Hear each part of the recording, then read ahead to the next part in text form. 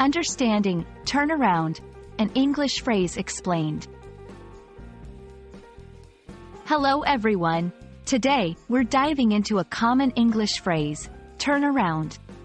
Whether you're a beginner or advanced learner, understanding such phrases is key to mastering the English language. So, let's turn around your language skills with this explainer.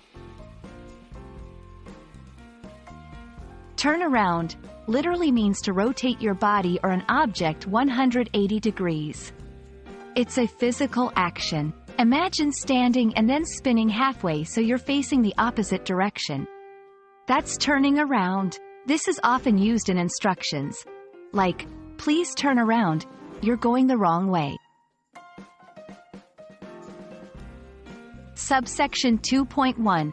Changing situations or outcomes. In a figurative sense, turn around can mean to change a situation or outcome for the better. For example, she managed to turn around the failing project, implies a positive change from bad to good. Subsection 2.2. Changing opinions or decisions. It can also refer to changing one's mind, opinion, or decision. For instance, he turned around his opinion after learning the facts, shows a change in thought or stance. Subsection 3.1. Turnaround time.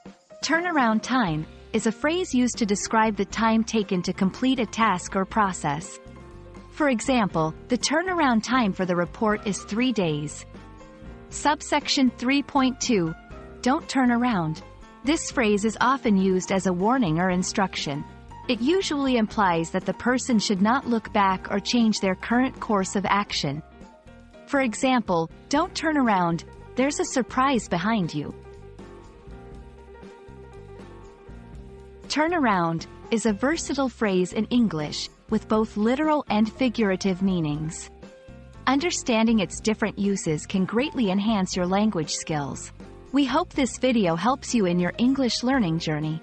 Keep practicing, and you'll definitely turn around your English proficiency.